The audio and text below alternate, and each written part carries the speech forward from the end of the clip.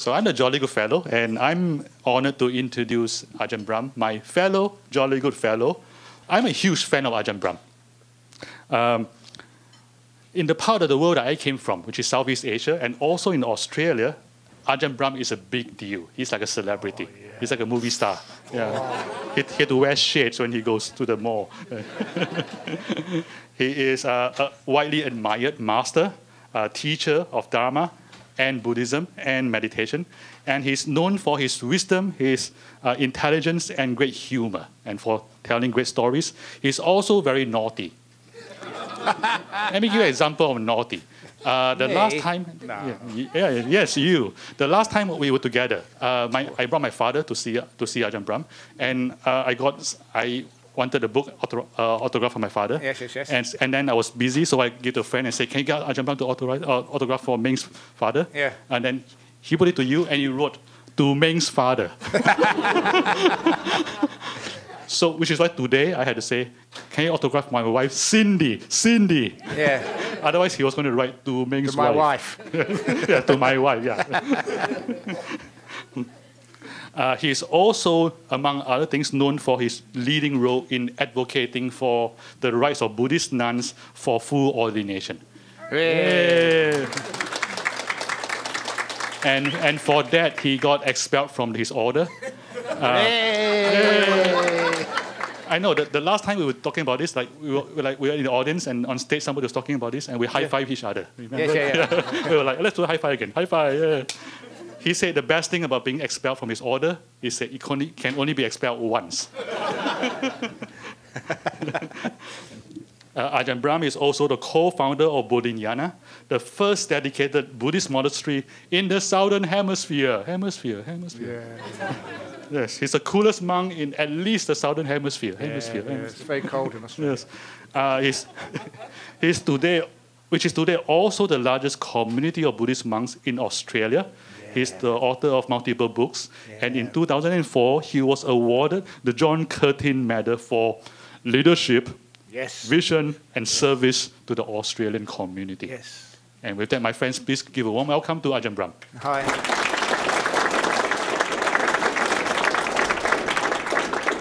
Very good. So, first of all, when Shirley, where is she? She asked me for a title for the talk, or at least some way of getting people on to come in, the old bums on the seats. I did mention to everybody that I was over 750. That's my age. No, well, there we go. That's because you meditate a lot and you're very peaceful. It means you look only in your 60s. But last year in Bhutan, I celebrated my 750th birthday. And I'm a monk. I have to be honest. I cannot tell a lie. It really was 750 months. Now, if you're a monk, saying you're old makes you have more cred. People actually respect you more. So if I just said I was 62 and a half and 63, that's ordinary. But 750, that's awesome. So I'm almost 762 now. Wow. But this is one example of learning how to sort of make some fun in life and learning how to make some fun in your workplace, learning how to do what Meng is trying to teach everybody to have a more happy, more powerful mind, and learning how to see things in a different way. Obviously, anywhere in our modern world, we have to see things looking out of the box. And one of the ways that Buddhist monks can actually see things which other people can't see is we literally live outside of the box. We do things which are totally different than anybody else. And because we live outside of the box, we can actually innovate. And especially in what we're teaching here, mindfulness. Mindfulness is so last decade. So we've made more advances since that time. And I was telling Bill a few moments ago at lunch, mindfulness, okay. So there was this woman, a very wealthy woman, who went to work one day, and there was many burglaries in the neighborhood. So she told the guard on the front of her mansion, Be mindful, there are many burglars around. And when she came home from work, she found that her house had been ransacked. Burglars had stolen everything. And they told the guard of her house, I asked you to be mindful. Why weren't you mindful? And the guard said, I was mindful, madam. I saw the burglars going in. I was mindful. Burglar going in, burglar going in, burglar going in. I saw them taking your jewelry out. I was mindful. I noted jewelry going out, jewelry going. I saw them going in again with a truck. I saw your safe going out. I noted safe going out. I was mindful all the time. Would that be very helpful? No. Mindfulness is not enough. So I've seen at the lunch desk days of mindfulness. Mindfully putting food in the mouth, food going in, more food going in, more food going in. More, that's being mindful. But it's not sometimes being wise. So, if you want to stay ahead of the curve with mindfulness, we add something more, which is kindness. And if you add kindness to mindfulness, you get the latest... Stop laughing, putting me off. the latest buzzword in psychology, kindfulness. So don't just be mindful, be kindful. Now what that really means is, yes, you're aware, but you've got some responsibilities, some duties. Be kind to what's going on. Now, you live in the tech world. I don't know if you heard this story. It's a true story. This was in NASA a few years ago in Houston. And they had just installed a new mainframe computer, big number cruncher. And it cost millions and millions of dollars. And after installing the big number cruncher in the headquarters of NASA in Houston, they tried to boot it up. They could not get it working. And because this was costing millions of dollars every hour, they got every high-tech guy in the whole, and woman in the whole of the United States and Canada, even Europe, flying them in first class. They needed them immediately to try and fix up the problem. No one could fix up the problem. There was one tech guy who was a Buddhist. He was a Thai man. And he said, well, if no IT guy can fix up the problem, and if all the best experts have tried and failed, perhaps it might be something supernatural. And I know the guy to fix it, because there was a Thai monk, a meditation monk, who just happened to be visiting the Thai temple in Houston. The nice thing about monks is they're cheap. I don't get anything out of this. And what they have to lose, nothing, so they invited this Thai monk into the main computer headquarters, a terminal of NASA. And what did he do? A little bit of meditation, kindfulness. You check out if you've got any friends in NASA. After the monk had been in there, that computer worked perfectly. It started working again. And we know that is true because he's visited San Fran several times. And one time when he came here, the person receiving him decided to look at his passport to make sure his visa was in order. And this monk has got a diplomatic visa with no expiry date, so he can come into US from Thailand at a moment's notice in case NASA needs them. Now this is the power of kindfulness. And a similar story, which I also love, and this is true, this is one of my disciples, having meditated with me in Australia for a year, he went back to school in Hamburg, Germany, at the university. And the first day on campus, as he was walking past an ATM machine, the ATM made a sound. It was like a gurgle.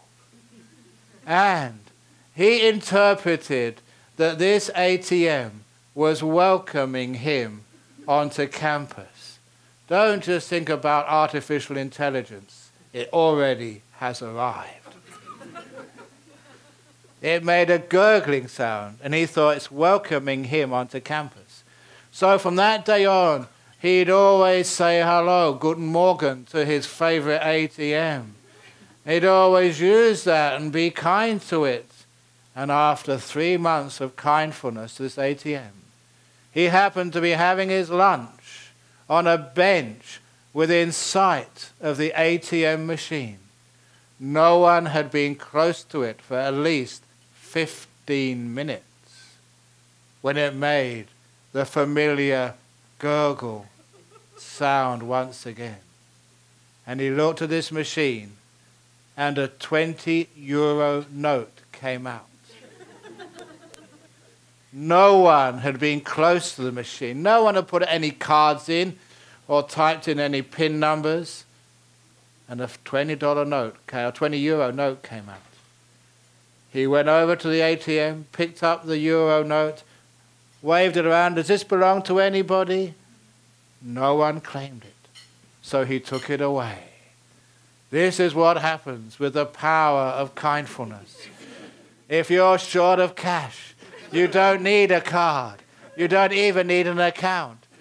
Just go up to the ATM machine, stroke it and say, may you never run out of electricity. May no one ever hit you when they found they got no credit balance. May you always be happy and well. And who knows, you may get $20.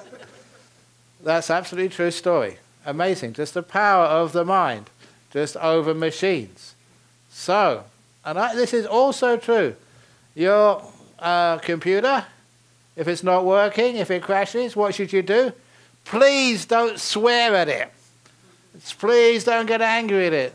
Just take your hand and stroke it. There, hard drive.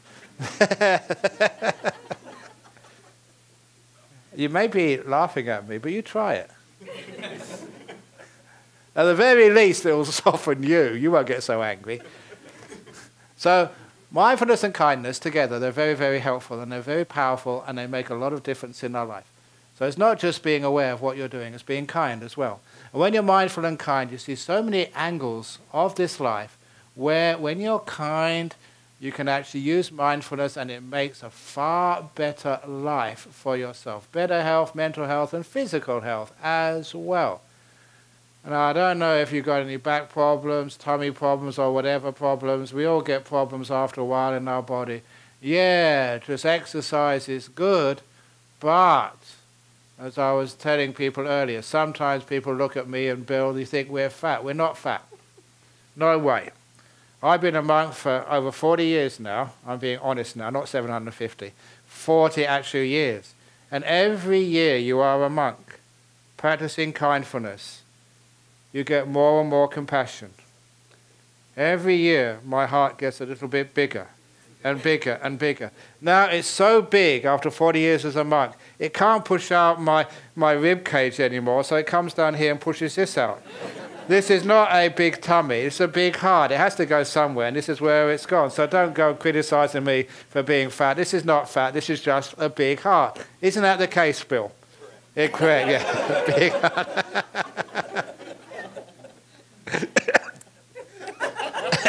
But, I'm going to choke to death now. But the happiness part of it is also important.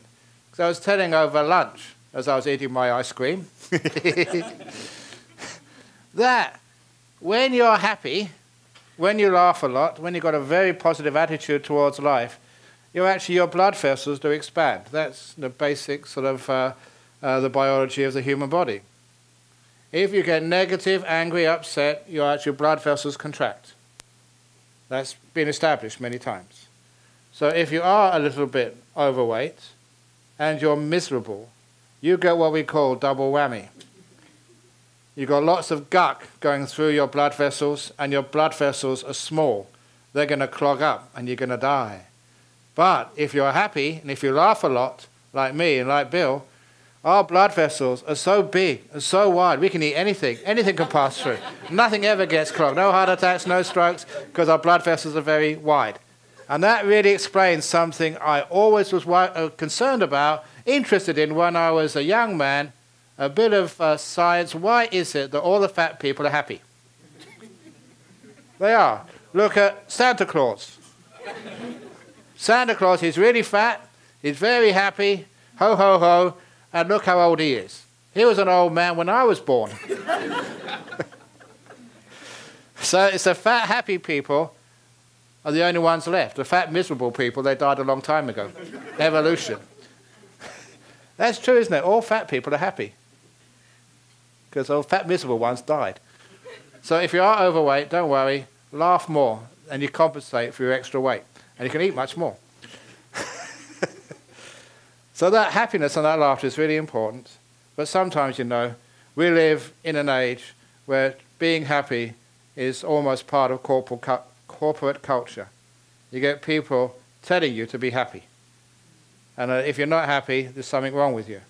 And we get these big guilt trips about not being a jolly good fellow. You may even get the sack in Google if you're not happy enough. And that sucks. And this is one of the reasons why at a retreat I was teaching in Australia many years ago, this woman came up, interview time, and she said, I'm fed up with trying to be happy. You are telling me to be happy, everyone else is smiling, and that really pisses me off. I'm grumpy, I don't feel like being happy. So I understood her problem. I said, just wait here for a moment. I got on the computer and very quickly printed out on letterhead, which I signed by hand underneath, a grumpy license. The grumpy license on letterhead stated something like, I hereby grant to the lady's name, Veronica, permission to be grumpy at any time, for any reason or no reason in particular, for the rest of your life. Signed Ajahn Brahm. Because she was my disciple, so she respected me. So I gave her permission to be grumpy. And as soon as she got that form, she felt so relieved. She didn't feel guilty anymore about being grumpy. She started laughing, and then the grumpiness had gone. Problem solved. Why is it we have to be happy? Why is it we even have to be healthy?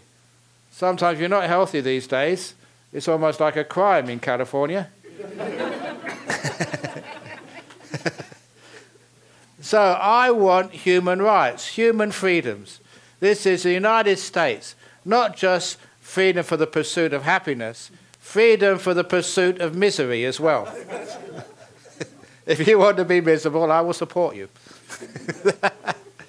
So what that's actually doing, that's doing something much more refined about when you're aware and mindful. You're aware and mindful of how you are. And you're at peace with that, no matter how you feel. If you feel in a bad mood today, you're in a bad mood. Trying to get out of that bad mood makes it much worse. So you give people permission to be grumpy, to be upset, to have a bad day. You know, even if you are someone like me, who's always supposed to be the happy guy in Google, I'm sure there are times you must go into the men's room and go, I don't want to be happy today. Because that becomes a persona. And we get very stressed out trying to be something we're not, which is the whole idea of mindfulness and kindness, to allow yourselves to be whoever you are at this moment. Unfortunately, wherever I go in the world, and I go to many cities, I find it very, very rare to see a human being. There are very, very few human beings in California. There are many human goings, many human doings, but very few human beings. Do you understand what I mean? It was going somewhere, doing something, instead of just being here.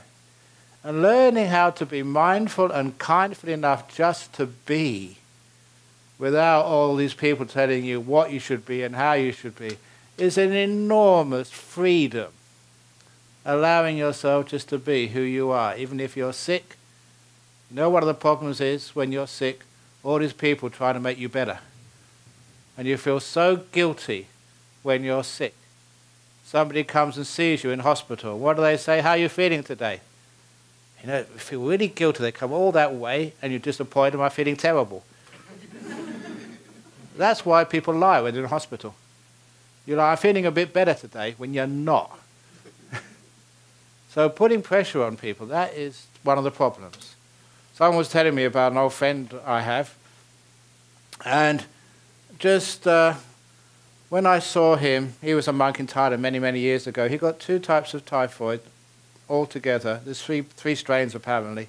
And he got 2 all at the same time. He came really close to getting to dying.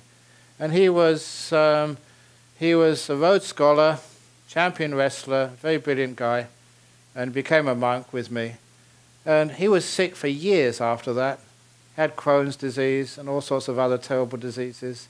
And he was in the attic of a monastery in England for years, never being able even to get out of bed and get to the door. He felt terrible. And one day, one of the other monks, he had what we call really understanding, insight. He knew what the problem was.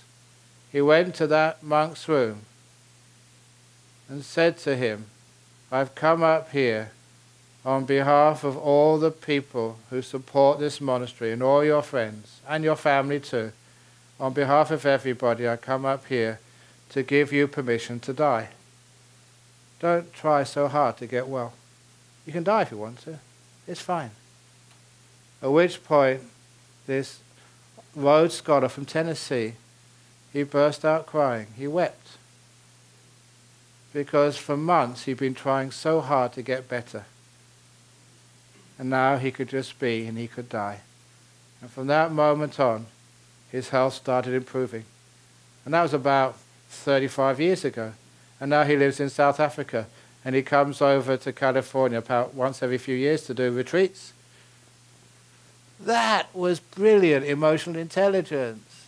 When you're sick, you're trying so hard to get better, it can kill you. And as soon as it was okay to be sick and there was no guilt, no stress attached to it, you're sick, I'll just be sick. And then he started to get better. Do you understand how the kindfulness and the mindfulness, it solves these huge problems in our life? And we always try and be something we're not. That's when we get into problems. And when you understand these things, you can actually see things in a different way. And it's seeing things in a different way, seeing things out of the box is where we get innovation and when we get sort of progress. I was also telling Bill and Meng during the lunch we had, it's just how I was giving a keynote address at a mental health conference in Singapore. And when I was giving the keynote, I was telling some of the principles I've discovered as a Buddhist monk doing heaps and heaps of meditation. And this guy came up to me afterwards, introduced himself. He was a professor of schizophrenia for the whole of Singapore. And I asked him, how do you treat schizophrenia in Singapore? And he told me, just that I've been teaching in my presentation, I don't treat schizophrenia in Singapore. I treat the other part of the patient, which is not schizophrenic. And I realized that's what I'd just been talking about. This guy had got it. He'd understood about how to solve problems. Sometimes you have a problem in your office, in your company, in your health, in your life. Why is it we always focus on the problem rather than the other part of life? Because by focusing on the schizophrenia, that person is identifying with that disease. They're literally becoming that disease, and it gets worse. By focusing on the other part of that person, which was not schizophrenic, that part of the person is being recognized, is being embraced and celebrated, and that part of the person is what's going to grow. And I did ask him, what are your results? And he said, far better than conventional treatments. It's the same whenever I go into a prison, which I go into a lot. Whenever I go to do volunteer work in prison, I always keep a log of how many hours I spend in jail to be used as credit, just in case something goes wrong. But when you go into prisons, all those prisons I've been into, I've never yet seen a murderer. I've never seen a thief or a rapist. I've never seen even a criminal inside jails. I haven't been in jails in the US, but in many other countries of the world. All I've ever seen is a person who's murdered, a person who's stolen, but never a thief. And just that change of attitude, something so simple, meant that I could see something inside of them which they had been blind to for many months, many years, depending on how long they'd been inside. When I could see the other part of them, they could see it themselves. And I could talk to that other side of them. Not the person who'd murdered, but the other part of them, which was very kind and very beautiful. When I saw that, they saw that, and basically they recovered. And I don't mind praising myself from time to time. You know, I am a humble monk. In fact, I'm the most humble monk in the world. And I always tell people, if you are humble, what's the point of being humble if you can't tell people about it? So I got this great praise from this prison officer. He called me. He wanted to speak to me. He got through, and I said, how can I help you? He said, can you come back to my prison to teach? I said, I'm too busy these days. He said, no, I want you to come and teach. And I said, why me? And this prison officer then gave me a very beautiful compliment. He said, I've been a prison officer all my career. I'm about to retire. I've noticed something very unique. Every prisoner who came to your class, once released from jail, never came back again. And that was a marvelous thing to achieve. Because many people who go to jail, they go in, and a few months later they go back again. Why was that? Because I had pointed out to them, I'd seen in them the other side of them, which was not a criminal. They could see that themselves, and that was the part which grew. The same with faults, with being mindful. You've got a choice of being mindful to the dark side or to the light side of yourself, of your partner, of even your career. You've got that choice. With kindfulness, you're mindful of the good part. I'll say you have a relationship. Why is it you make a mistake with your boyfriend, girlfriend, and you think about that and she reminds you about that days and days and days? Why do you always focus on faults? Because we think that we learn from mistakes. No way. You learn from successes much more than you'll ever learn from mistakes. So you have a good day out together. Reflect upon that. Look over that. Why was it a wonderful day we had together? Learn from successes. Because when you realize the secret of success, you can repeat it and have a wonderful time together. It's much more fun remembering what works and what's successful. And it's the same with whatever project you are doing in this company. Many of those projects will fail. Forget about them. When something works, think about it, reflect upon it, find out why it worked.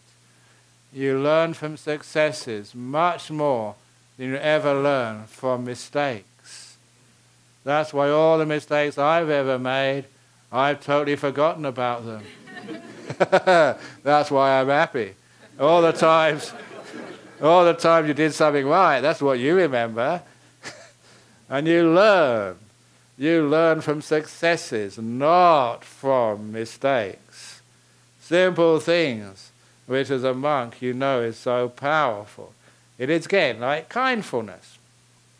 So it's not only just kindness at work and kindness with relationships, and it's also kindness with your health and your energy levels. What gets you lots of energy? What gets you lots of strength? Yeah, it is mindfulness. But one thing which I noticed is the more calm you are, the stronger your mindfulness becomes. Mindfulness is not some quality which is just there all the time, the same intensity, because you can train yourself to be super mindful, really incredibly, powerfully mindful, which literally means that what you see, what you feel, what you know, it's like you've turned the lights up in your mind. It's not twilight anymore. It's the middle of the day with the full sun shining over things. Now this is just a simple training we do with some meditation. When you really get still and peaceful, your mindfulness goes to other levels. You can just, after you've meditated, you can go outside, you can look at a leaf, and there's so much going on in that leaf. The colors stand out, they're like fluorescent. That's a sign, not that you've taken some illegal substances, just that your mindfulness is now strong, your mind is getting some power. I'd like to tell this story because somebody asked me to repeat this story, which I've told yesterday, that I was getting some really good meditation one day, and after the meditation was finished, I had to go to the toilet like every other human being to do what we call a number 2. And as I went to the toilet and did my business, I made a big mistake. My mistake was, after you got some really powerful mindfulness running, was to look inside the toilet bowl. And what I saw floating in that water blew my mind. I never ever in my whole life seen such a beautiful piece of shit. Now you may laugh, but the way those balls and globules were arranged together, it was like they were put together by a Michelangelo or a Rodin. Just the way, the shape of them and the way that they interacted with each other was actually a matter of genius. And the colors, it wasn't just brown, it was hundreds of different shades of brown. And the way they were all distributed over this beautiful sort of shape was actually incredible how they could do this. And because there was always a little bit of mucus on shit, it meant that it sparkled like diamonds in the bottom of the bowl. And now we go on to the fragrance. The fragrance was rich. It filled your nostrils and filled your whole mind with an explosion of these different scents. Not just one. It was full. It was amazing. And I was just so taken by this turd in the bottom of the toilet bowl that I was there for about 5 or 10 minutes saying, wow, look at that. That's incredible. That is amazing.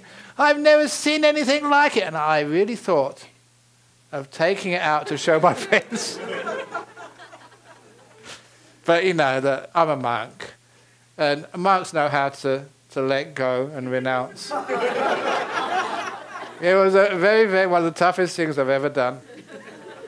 Giving up sex, that's easy. Giving up drink, giving up mood, that's easy. Giving up the most beautiful piece of shit in the world, that was tough. But I did it. I pressed the button and looked the other way. Oh, that was so hard. But I tell that story because it's fun, but it's also true. It actually shows you just how powerful mindfulness can be. When you're very still, it gets powerful. And then you can see things which other people can't see. You can taste flavors which are so rich, and fragrances which have always been there, but you've been too dull to really pick up. And knowledge which has always been in front of you, but which you've been too dark, too dull, too much in twilight to really see. So enhancing mindfulness with stillness and giving it power is an incredible ability. And any wisdom which I get, it always comes from that stillness, empowering mindfulness and getting your mental faculties up to a different level, a higher level. And if you want to achieve in life, of course you realize you have a brain, but how well are you using it? Yeah, you're mindful up to a point, but how much are you being mindful? There's an old little simile which has worked its way from me to Harvard Business School. How heavy is a cup of water? I haven't got a cup of water now. Can I borrow? Oh, I have. Oh, here, this will do. How heavy is this cup of tea? The longer I hold it, the heavier it feels. After 1 minute, my arm is aching. After a minute and a half, I'm in pain. After 2 minutes, I'm in agony and a very stupid monk. What should I do when it starts to get too heavy to hold? Put it down and rest. If you don't believe me, you can try this at home. Just rest for 30 seconds. And after 30 seconds, you pick up the cup of water and it feels lighter. This is, I taught this at I think it was the International Computer Conference in Brisbane about 2 or 3 years ago. You get to do some great gigs as a Buddhist monk. You manage to get to places where even men can't go. I saw your wall. You haven't got a picture of Queen Elizabeth. Yeah, I have. Da, da, da, da, da. Because a couple of years ago, Queen Elizabeth was visiting Australia, and as a leader of the Buddhist community, I got an invitation for a state dinner with the Prime Minister of Australia and Queen Elizabeth and Prince Philip. Wow. But there was a problem. There's a problem, big problem, because when I got the invitation, they had something called dress code. And the first item on the dress code was black tie. Now, I'm a monk. I don't know these things. I thought, is that all you wear for a state dinner? The black. He didn't say anything else. And they said, no, actually, you need trousers as well, and a shirt and a jacket and shoes. So anyway, we don't have a tie in a monastery. So what was the second option? The second option was worse. Military uniform. Imagine a monk, a pacifist, going in a military. I can't do that. I looked at the third option. And when I looked at it, my eyes widened. Yeah, I can do that. The third option was long dress. So I went in long dress. As soon as I got in there, security stopped me. But I flashed my invitation card, so I got in, which was really good. So you get to do interesting things as a monk. And so at the National Computer Conference, I taught this. And actually international. They had the Computer Society's conference was in Brisbane that year. And when I actually did this, they were so impressed. This is what stress is. Stress has got nothing to do with how much work, responsibility, duties you have in life. It doesn't matter how heavy the cup is.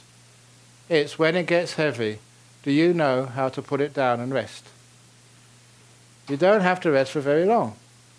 30 seconds, a minute, if you're stressed in life, maybe 15 minutes, half an hour at most.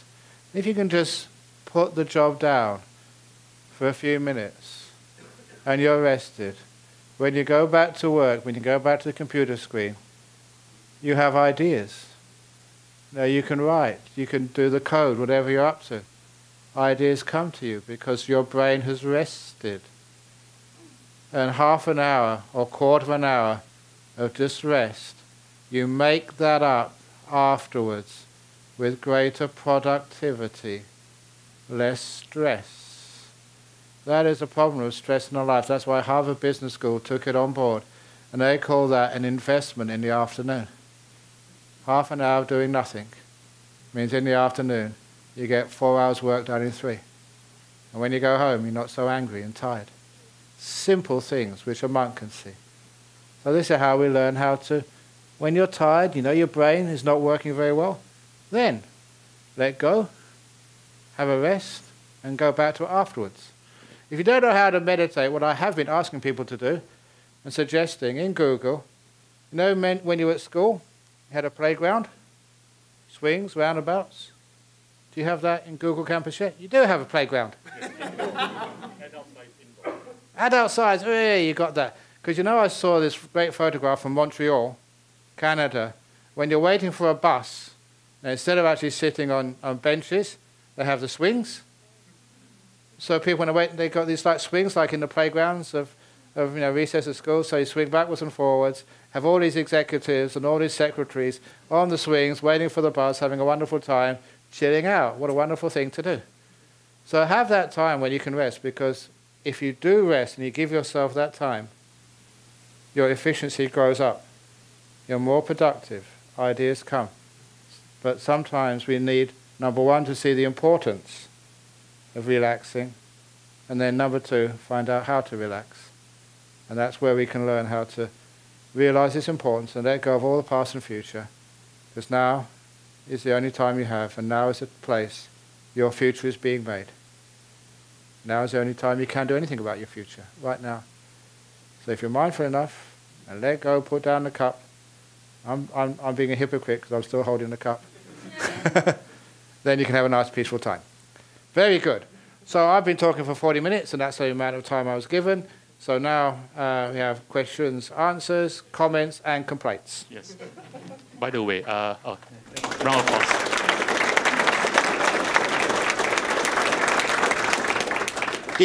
Ajahn Brahm's official title is Mahatera. Tera means elder. Maha means big because he has a big heart. Questions? Yes, Bill. So recently, Google released its diversity numbers about who works here. Yeah. And they're different than what we want them to be. Yeah. And they're different than the story we tell ourselves about who we want to be. With your experience in fighting for ordination for women, what advice do you have for us on two levels, as individuals and our practice, about what we can do in our practice and our non-practice life, and then also as part of an organization? What have you found that's been successful for you as you've done this, very easy task that you've been doing? Yeah.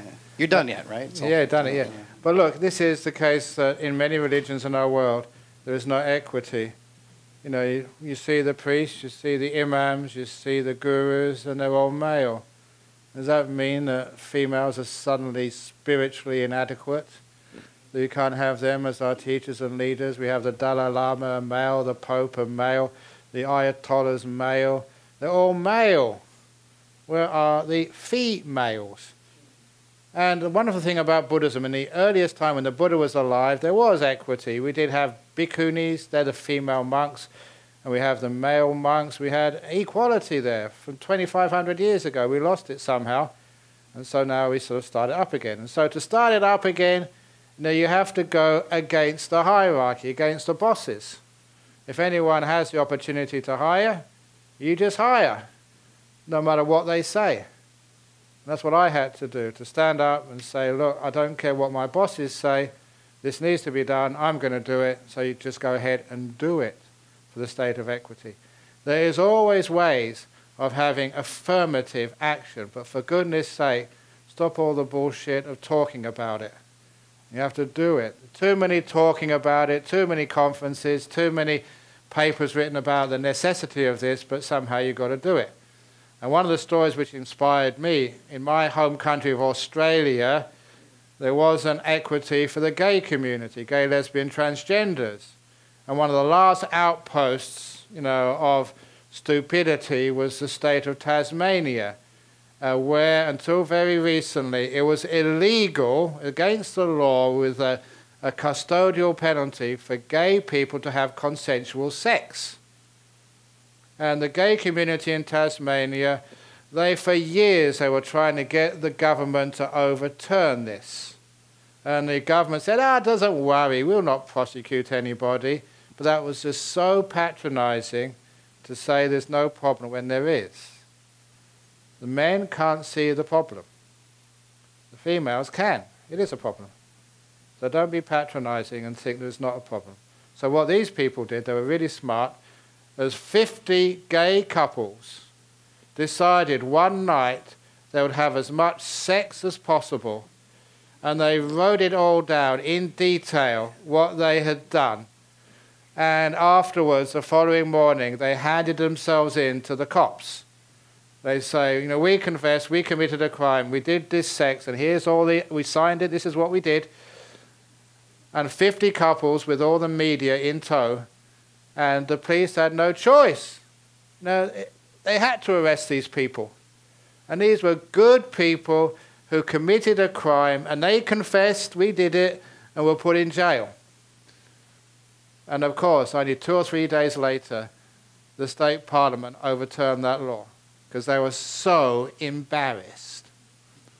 So embarrassment is the way to get things done.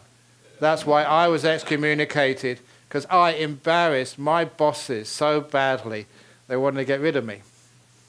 So please, embarrass your bosses.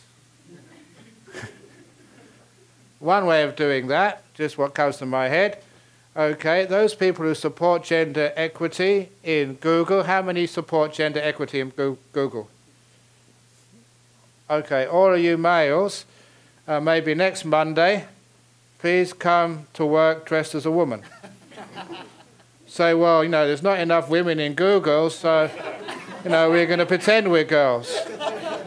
And if enough people actually do that, how many people work on this campus? Too many. Okay. Well, if like a couple of hundred of you come dressed as women next Monday, that is going to make a statement which no one can really ignore. And when you make a statement which no one can ignore, so how many are you going to volunteer to come as women on Monday? You all put your hand up, you supported it. So do it. And I don't mean the girls to put your hand up. Yes, I'll go. So do something like that, and you get some great cred with the other girls, in the office. And it's making a statement, because sometimes there's too much talk, not enough action. That doesn't get you anywhere. So that's my suggestion for you. Next Monday, or you can maybe do another week, come dressed as a woman. Get as many people on board, 100 to 100, you won't be so embarrassed. And you make a statement. There's not enough women in Google, so we're going to pretend to be women. Okay, does that make any... Yeah, go on. When did you decide to be a monk, and why did you decide to be a monk? It's because I used to be a school teacher in high school for 1 year, and that will make anyone think of leaving the world. Have you ever had teaching high school kids all day? So anyway, no, the main reason was that I always wanted a job in my life which would give happiness to others and which would give happiness to myself. And like being a spiritual teacher, you get huge amounts of happiness through meditation, living a very simple life. You don't have to worry about money and possessions and stuff like that. And you have such an easy, free life, so you get so much happiness for yourself. And now in my life, I have opportunities to go and teach others and really help them big time. And it's amazing the power you can get as a monk to help people in the social level. The last couple of talks I gave, some time ago, I was on YouTube. Many of you see me on YouTube. We have questions coming about the talk from Syria. So, these teachings, these talks can go all over the world and go to a place like Syria, which is probably the country with the most suffering at this moment, the most problems and trouble. And you give one talk, it's streamed and people actually know about it. They can log in and they can listen to the talk and they can ask questions in all these other parts of the world. That gives me a lot of happiness. Now you can find ways. Psychologists, they come and learn their stuff from monks like me.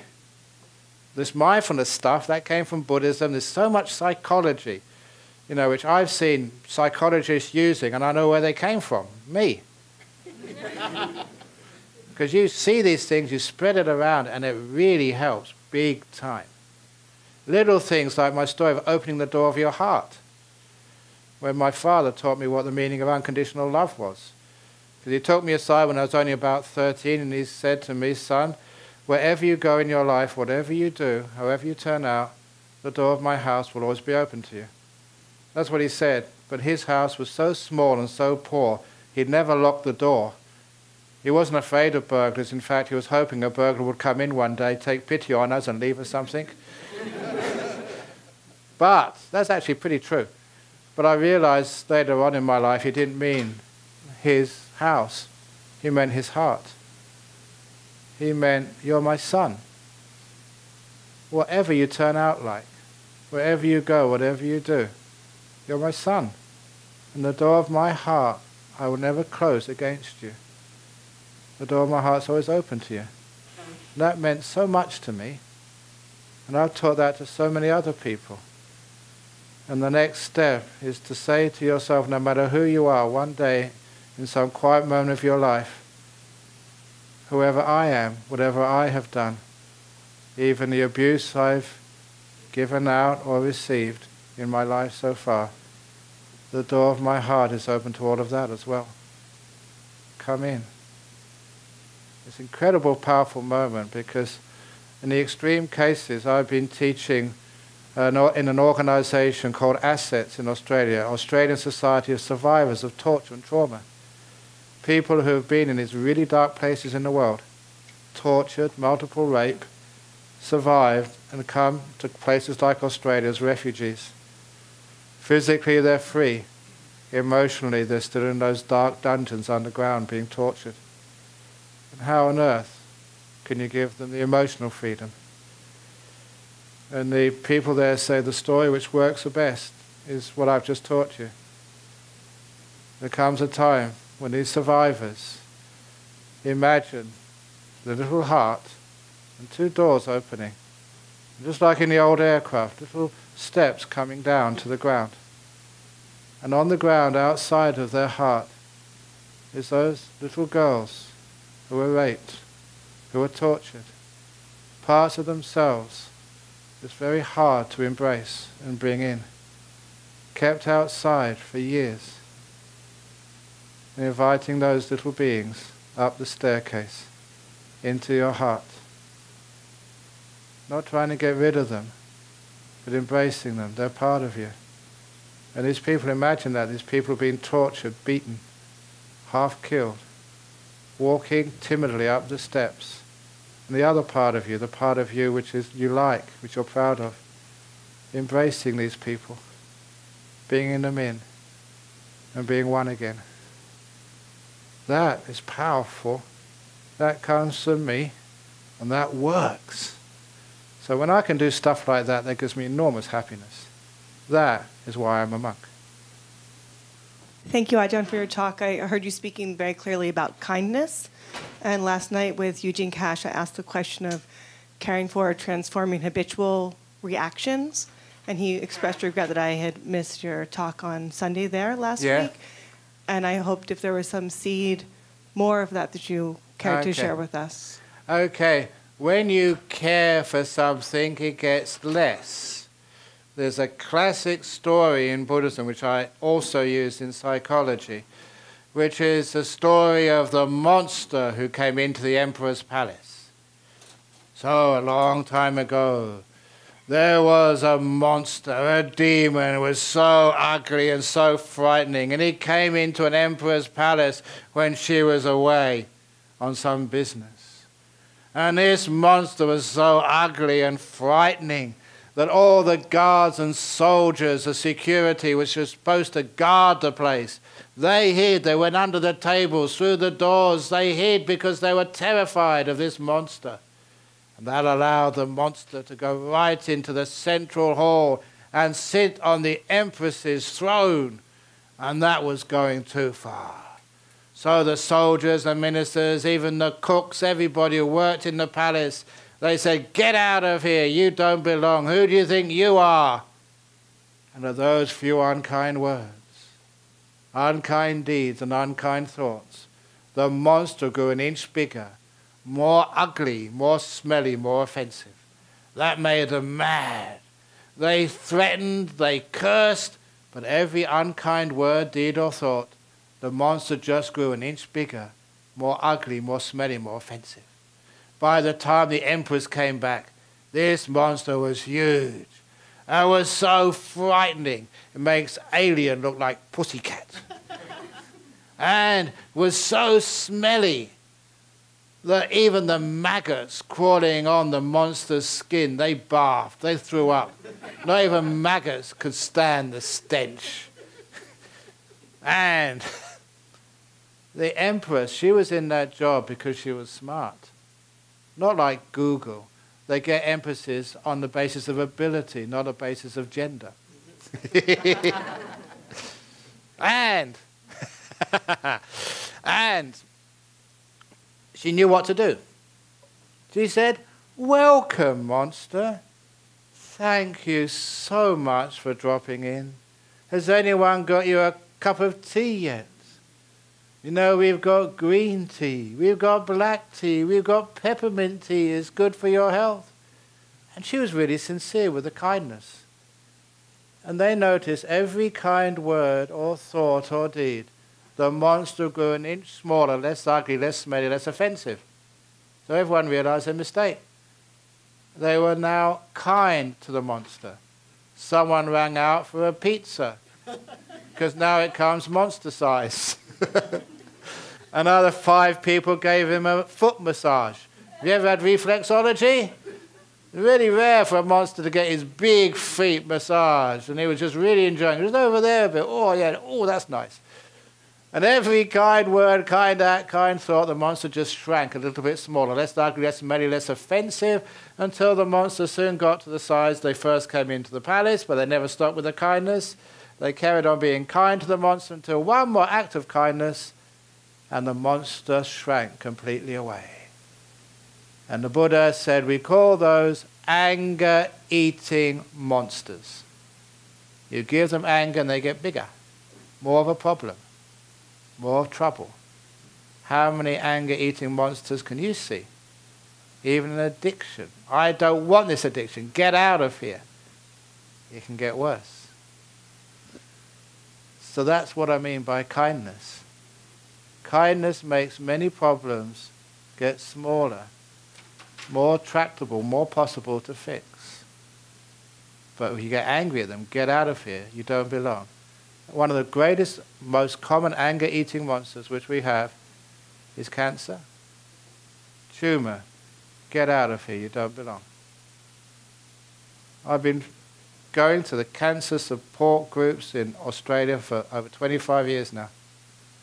And I keep going back there, they keep inviting me because what I say works.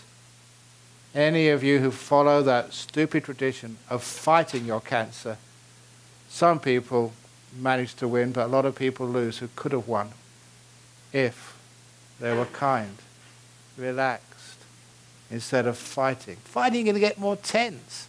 The very reason those cancers began in the first place, you're encouraging them to continue. This is powerful stuff, you know, because I don't know if you've had any people you really love die of cancer, or anyone who's got cancer now, or will get cancer. It's a stress-related disease. You give it more stress, get out of here, I don't want you. It gets worse, bigger. Yeah. So you talked a lot about managing anger, managing problems, and accomplishing things by putting things down.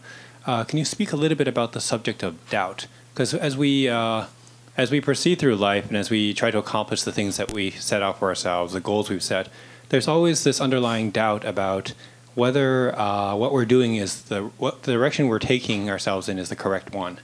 And in an uncertain world, this is almost impossible to sort of,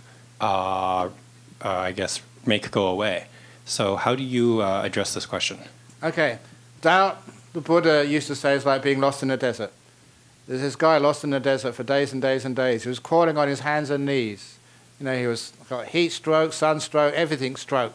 Only maybe a few minutes and he will die. And in the distance he saw a mirage, he thought. Because he saw someone coming towards him, but he hadn't seen anyone for days, the middle of nowhere. He thought, this can't be true. And as he looked, it looked as if it was an Eskimo, an Inuit with a dog sleigh and 8 husky dogs in front. And he thought, the sun is making me crazy. It must be a mirage. But as it came closer, he could make out the sound of the husky dogs barking. And he could see the furs of the Eskimo. And he thought, my goodness, I'm actually saved. It's not a mirage after all.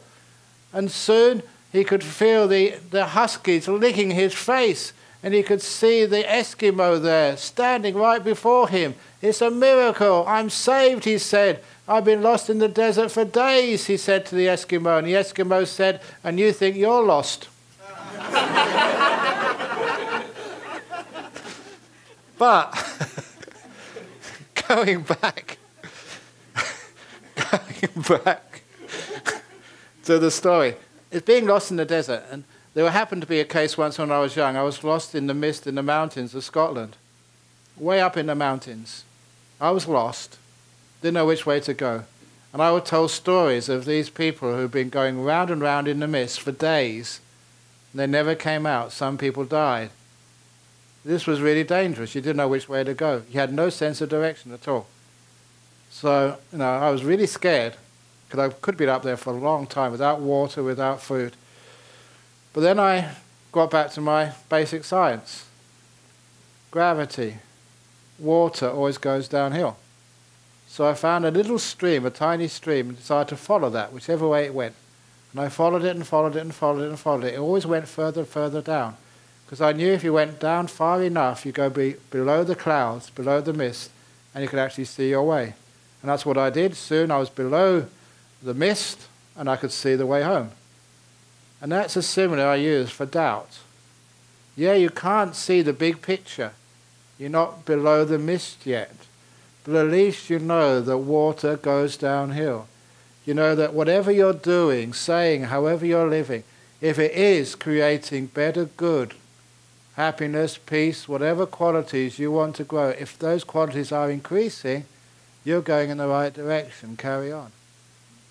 You can't see the big picture, the big goal, but you know that what you're doing in your life is creating a little bit more peace, a little bit more happiness, a little bit more harmony, whatever it is. You know you're going in the right direction. That is the only way you can overcome doubt until the time comes. You're below the mist and you can see exactly which way you need to go. Thank you. Very good. Yeah, sure. So Ajahn Brahm will be available to sign books. The book is Don't Worry, Be Grumpy, available over there at a discounted price. For those of you who are not here, it's available where books are sold. And my friends, we have my wise, kind, and very funny friend and teacher, Ajahn Brahm. With the beautiful ship. Thank you.